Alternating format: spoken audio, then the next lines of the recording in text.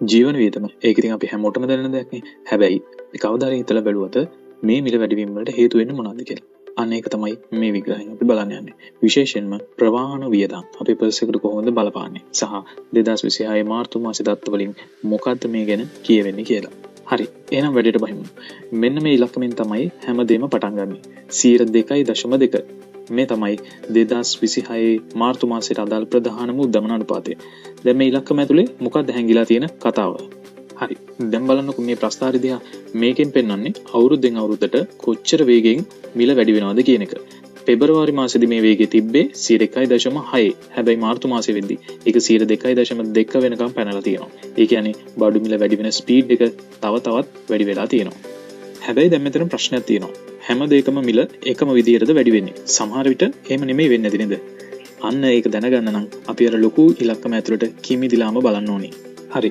එහෙමනම් අපි දැන් අර 2.2 කියන ඉලක්කම පොඩ්ඩක් හදලා බලමු. ඒක ඇතුලේ තියෙන දේවල් මොනවද කියලා. මුලින්ම ලොකුම කාණ්ඩ දෙක. ඒ කියන්නේ ආහාර සහ ආහාර නොවන දේවල්. අන්න ඒ දෙකේ වෙනස බලමු. මේ වගුව බලන්න. බැලු බැලමට පේන්නේ ආහාර සහ ආහාර නොවන දේවල් දෙකේම මිල වැඩි වෙන වේගය වැඩි වෙලා කියලා. ඒක හරි. හැබැයි අපි මාර්තු මාසේ විතරක් අරගෙන බැලුවොත් කතාව සම්පූර්ණයෙන්ම වෙනස්. අපිට හිතා ගන්නවත් බැරි පැත්තකට පෙරලෙනවා.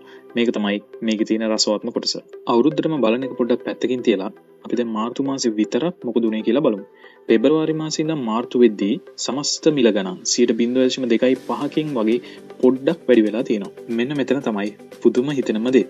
මාර්තු මාසේදී සමස්ත මිල වැඩිවීම පිටිපස්සේ සම්පූර්ණයෙන්ම තිබිලා තියෙන්නේ ආහාර නොවන දේවල්. විශ්වාස කරන්න ආහාරවල මිල මාර්තු මාසයේ ඇත්තටම අඩු වෙලා තියෙනවා. ඒ කියන්නේ එළවලු පළතුරු වගේ දේවල් ටිකක් විතර මිල අඩු වෙලා තියෙනවා. හැබැයි එහෙම නොවුනා නම් අපේ ජීවන වියදම මීට වඩා කොච්චර වැඩි වෙන්න තිබුණාද කියලා හිතා ගන්නවත් බෑ. එහෙනම් කතාව පැහැදිලි. මේ මිල වැඩිවීමේ ඇත්තම ඩ්‍රයිවර් කවුද? අපි දැන් ඒක හරියටම හොයාගන්නයි යන්නේ. හරි. අපි දැන් දන්නවා ප්‍රධාන වැරදිකරු තමයි ආහාර නොවන කාණ්ඩය කියලා. හැබැයි ආහාර නොවන කාණ්ඩය කියන ටිකක් ලොකු කාණ්ඩයක්.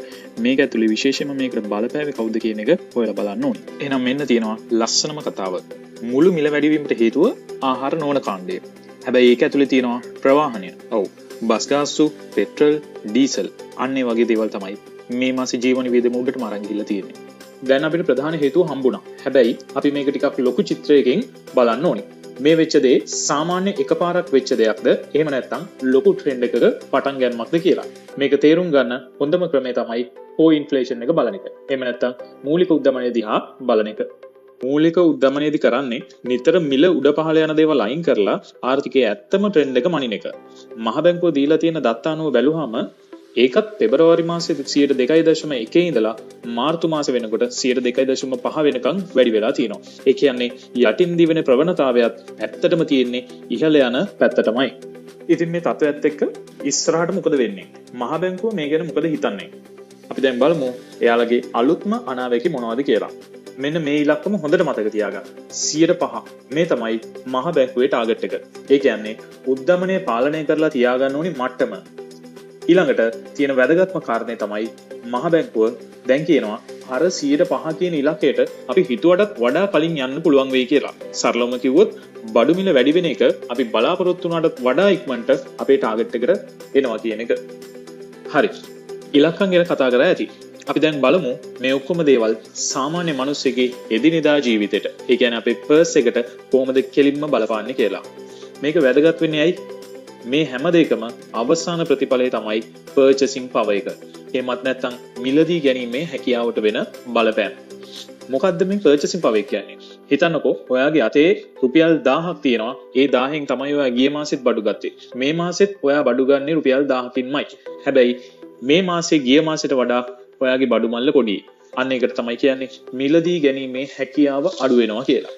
සල්ලි වල වටිනාකම අඩු වෙනවා කියලා. මේක වැඩ කරන විදිහ හරිම සරලයි. හිතන්න කෙනෙක්ගේ පඩිය එකම ගාණයි.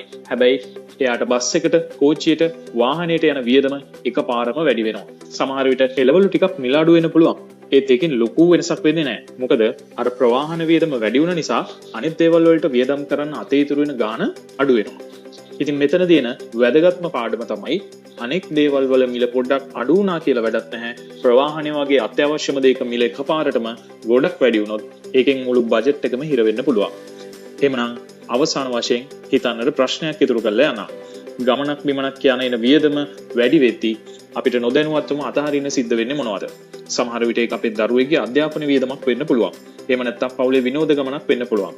අනේක තමයි මේ ඉලක්කම් පිටිපස්ස තියෙන අපි හැමෝගෙම ඇත්ත කතාව. ඉතින් මේ ගැන ඔයාගේ තව වටිනා අදහස් ඇති. ඒ හැම දෙයක්ම පල්ලෙහා කමෙන්ට් සෙක්ෂන් එකේ කතා කරගෙන යමු. සුබ දවසක්.